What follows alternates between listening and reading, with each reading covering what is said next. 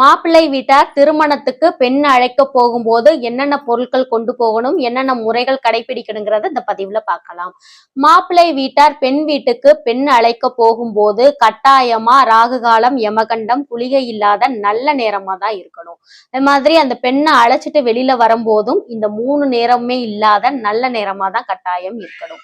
மாப்பிள்ளை வீடும் பெண் வீடும் அதிக தூரத்துல இருக்கு அப்படிங்கிற பட்சத்துல திருமணத்துக்கு 3 நாட்களோ அல்லது 4 நாட்களுக்கோ முன்னாடி நல்ல நேரமா பார்த்து நல்ல நாளா பார்த்து பெண் அழைக்க போகணும். இல்லைங்க மாப்பிள்ளை வீடும் பெண் வீடும் அதிக தொலைவுல இல்ல அப்படின்னு நினைக்கிறவங்க திருமணத்துக்கு முதல் நாள் நம்ம காலையில போய் நல்ல நேரமா பார்த்து நம்ம பெண்ணை அழைச்சிட்டு வரணும். பெண் அழைக்க போகும்போது மாப்பிள்ளை வீட்டார் கட்டாயமா ஒரு தாம்பூலத்துல 5 தேங்காய்கள் மஞ்சள் தடவி எடுத்துட்டு போகணும். ஒரு சீப்பு வாழைப்பழம், வெற்றிலை பாக்கு, கொஞ்சம் பூ எடுத்துக்கணும். மற்றொரு தட்டுல கல்கண்டு அல்லது சாக்லேட் எடுத்துக்கலாம். புதுமண பெண்ணுக்கு புது பட்டு புடவை, பிளவுஸ் தச்சு வாங்கிக்கோங்க.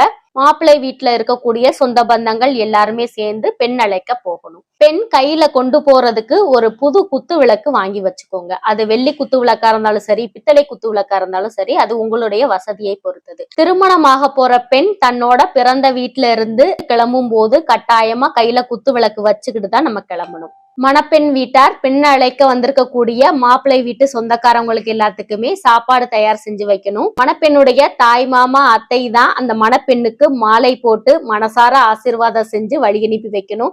அவங்க மட்டும் இல்லாம மணப்பெண் வீட்டுல இருக்கக்கூடிய சொந்தக்காரர்கள் எல்லாருமே மணப்பெண்ணை நல்லபடியா இருக்கணும், புது வாழ்க்கையில நீ நுழையிற, எந்த வித கஷ்டமும் இல்லாம உன்னுடைய வாழ்க்கை சிறப்பானதா இருக்கணும்னு மனசார ஆசீர்வாதம் பண்ணி தான் அந்த பெண்ணை மாப்பிள்ளை வீட்டாரோட அனுப்பணும். இப்ப அதிக தூரத்துல இருக்கக்கூடிய மாப்பிள்ளை வீட்டார் அழைச்சு வந்த மணப்பெண்ணை உங்களுடைய சொந்தக்காரவங்க வீட்டுல நீங்க தங்க வச்சுக்கலாம். மணப்பெண்ணை வந்திருக்கக்கூடிய மணப்பெண் சொந்தக்காரவங்களும் மாப்பிள்ளையோட சொந்தக்காரவங்களும் அப்படியே ஆசீர்வாதம் செஞ்சுதான் நம்ம வெளியிலேயே கூட்டிட்டு வரணும். ஆசீர்வாதம் செஞ்சு மாப்பிள்ளையோட தங்கை அல்லது அக்கா, அதாவது மணப்பெண்ணுக்கு நாத்தனார் முறையில இருக்கக்கூடியவங்க கைய பிடிச்சு வீட்டுல இருந்து நம்ம கூட்டிட்டு வரணும். மாப்பிள்ளை கூட பிறந்த அக்கா தங்கச்சி இல்லாதவங்க அக்கா தங்கை முறையில இருக்கக்கூடியவங்க யாருனாலும் இந்த முறையை செய்யலாம். ஒவ்வொரு பெண்ணுமே அவங்க பிறந்த வீட்டினுடைய மகாலட்சுமி.